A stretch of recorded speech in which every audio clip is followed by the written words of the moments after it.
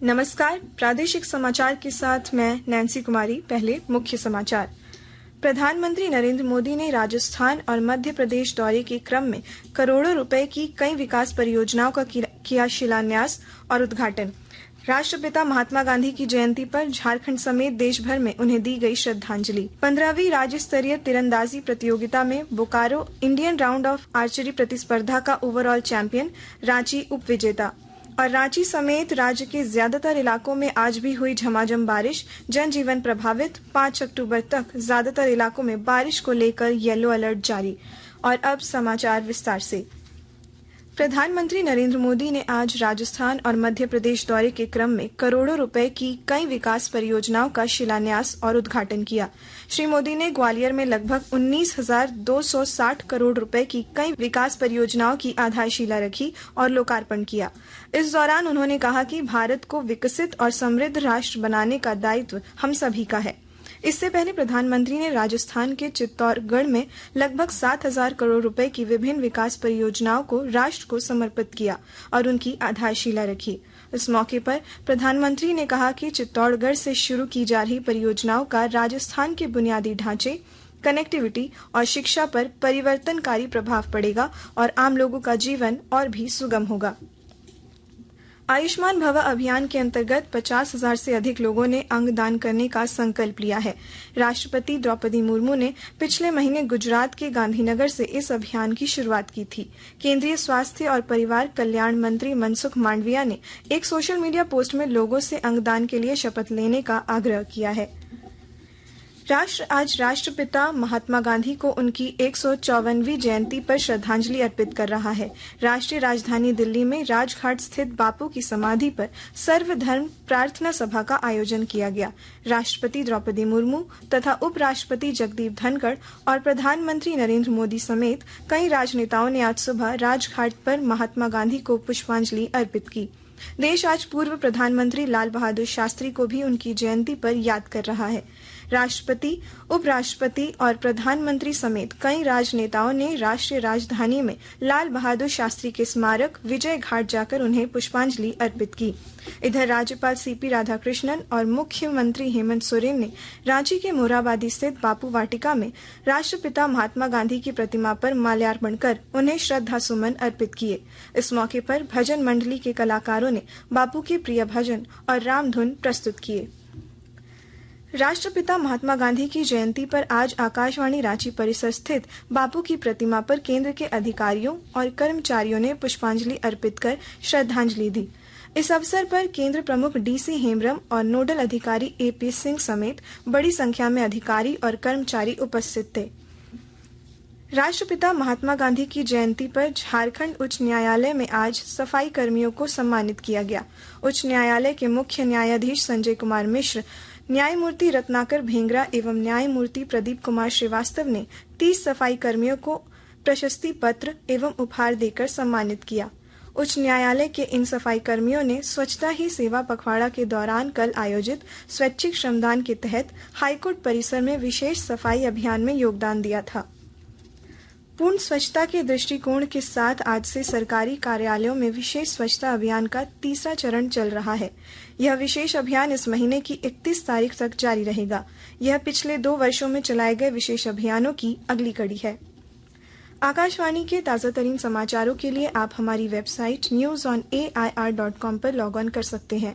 ताज़ा समाचार X handle @AIR news alerts और Facebook page All India Radio news पर भी उपलब्ध है। आप प्रादेशिक समाचार एकांश के X handle @AIR news_ Ranchi और फेसबुक, इंस्टाग्राम पेज तथा YouTube channel AIR news Ranchi पर भी हमारे बुलेटिन सुन सकते हैं।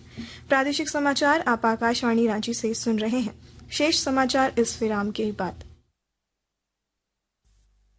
पल में बेरोक टोक ये जाए हर जगह, प्यार से पुकारे जो जहां, गाँव हो कस्बा हो या शहर हो, या किसी प्रदेश की हो राजधानी, इनका नहीं है कोई सानी।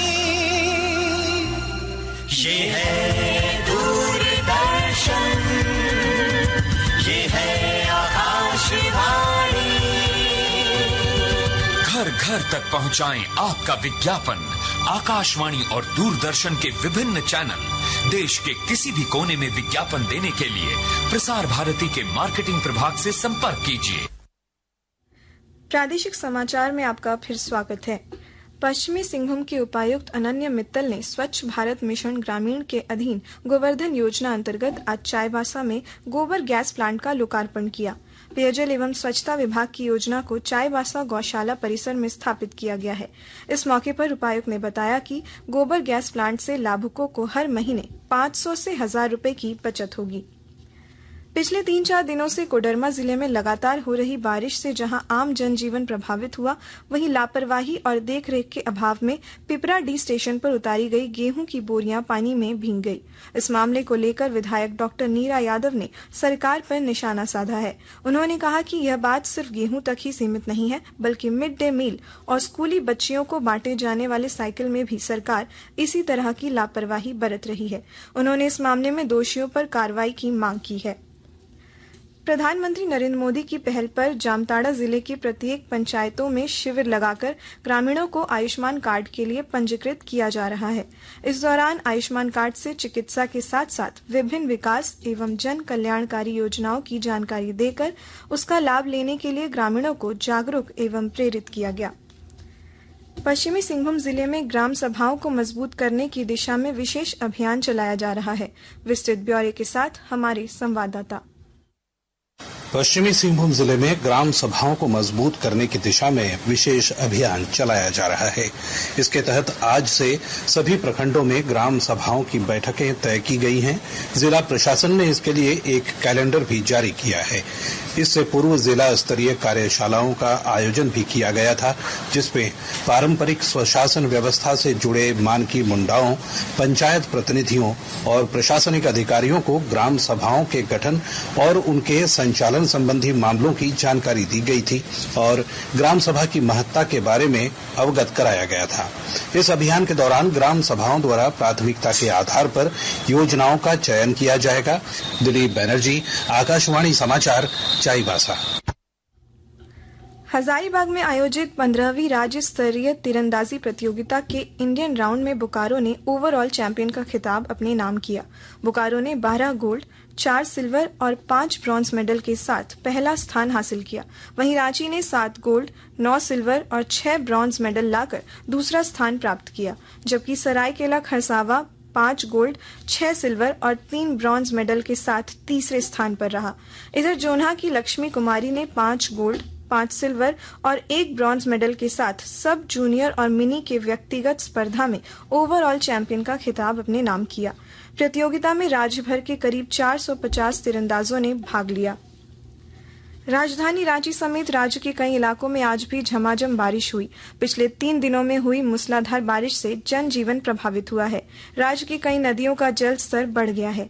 रांची स्थित मौसम विज्ञान केंद्र के वैज्ञानिकों के अनुसार आगामी 5 अक्टूबर तक राज्य के कई इलाकों में बारिश होने की संभावना है। इस दौरान गरज के साथ वज्रपात होने की भी आशंका है। इसे लेकर येलो अलर्ट जारी किया गया है। अंत में मुख्य समाचार एक बार फिर। प्रधानमंत्री नरेंद्र मोदी ने राजस्थान और मध्य प्रदेश दौरे के क्रम में करोड़ों रुपए की कई विकास परियोजनाओं का किया शिलान्यास और उद्घाटन। राष्ट्रपिता महात्मा गांधी की जयंती पर झारखंड समेत देश भर में उन्हें दी गई श्रद्धांजलि। 15वीं राज्य स्तरीय तीरंदाजी प्रतियोगिता में बोकारो इंडियन राउंड आर्चरी प्रतिस्पर्धा का ओवरऑल चैंपियन, रांची उपविजेता। और रांची समेत राज्य के ज्यादातर इलाकों में आज भी हुई झमाझम बारिश, जनजीवन प्रभावित। 5 अक्टूबर तक ज्यादातर इलाकों में बारिश को लेकर येलो अलर्ट जारी। इसके साथ ही आकाशवाणी रांची से प्रादेशिक समाचार का ये बुलेटिन समाप्त हुआ। नमस्कार।